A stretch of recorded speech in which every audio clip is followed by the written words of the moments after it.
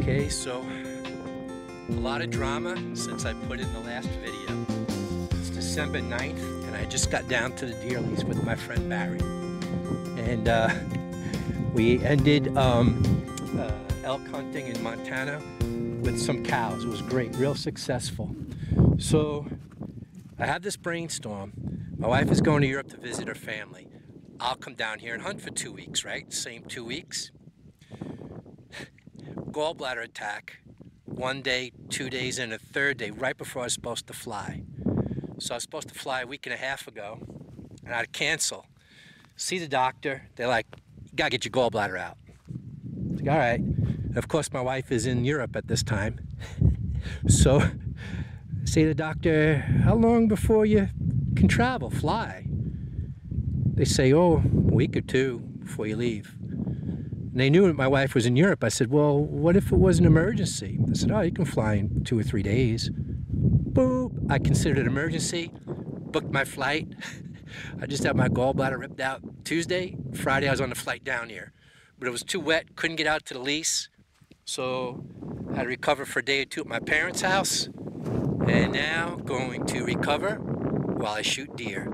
And I'm not supposed to lift more than 25 pounds, which means all my friends, also known as Sherpas, have to carry my deer.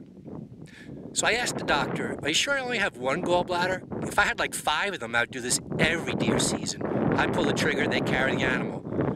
Nope, just one. So let's see what I can do today, first day here, and see if anything will happen. What do you think, Barry? What do you think? I think we're going to do great this week. Looking good. This could be the week. We kicked up 2 nice bucks when we came into the box today.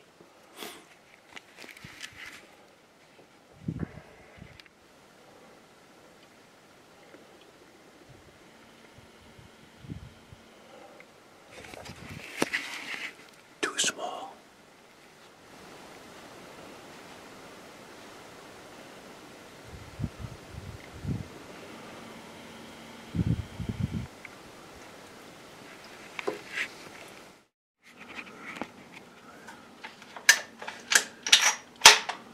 Oh, he's leaving.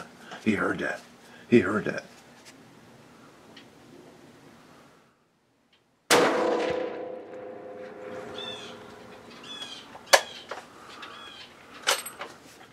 So I took that shot about 145 yards this morning from the cabin to a feeder that we keep out here, if you can see it in the sun, just to watch deer while we're out here hunting. But we don't hunt that feeder, we just watch them. But Ronnie that runs the lease said the hogs have been coming in and chasing the deer away from the feeder. So he said if the big hog comes in, he's chasing the deer away, let him have it. Get rid of the bigger hogs bothering the deer. We also have footage here from a game camera, or I should say a still picture, of a hog eating a fawn, caught a fawn and ate it. So I didn't see it, the other guys saw it. Anyway, Barry caught me on film taking that shot. 50-50 if I hit it. Would you believe that pig heard me rack the bullet? We were quiet, we snuck out on the porch, but it was so cold and still, he heard me rack the round and took off. So he stopped for a minute, he hesitated for a second, and I took a shot, and didn't know if I got him, but I did. So I already found them. I'm just showing you guys where I was. I have a path here beaten pretty well into the ground.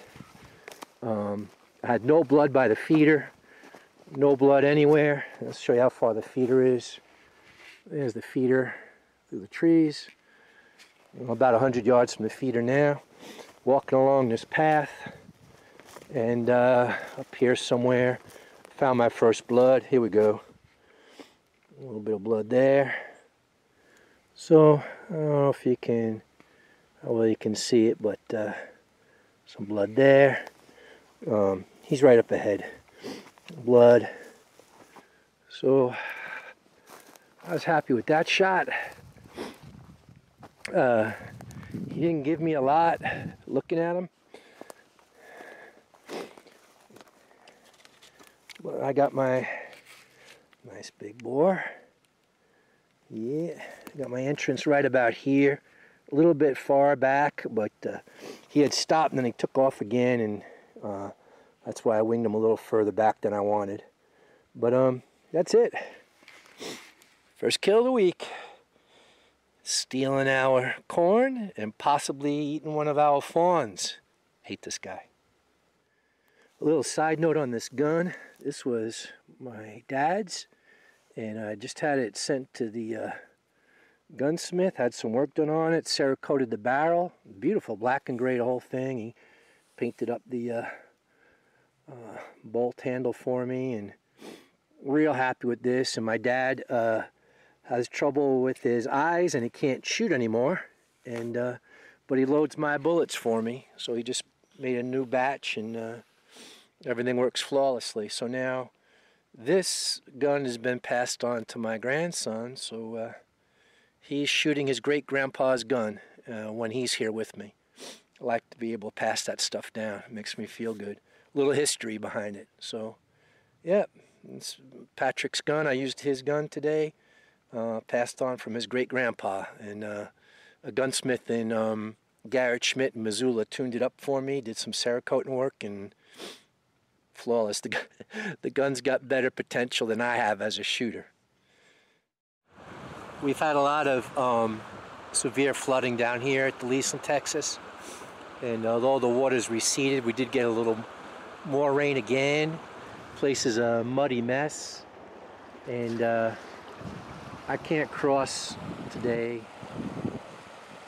I don't know. If I was feeling better, it hadn't had the surgery I just had, I would consider wading across. I've waded across this, but the little SUV that we rented from the rental car place, I'm afraid it'll get stuck in the mud.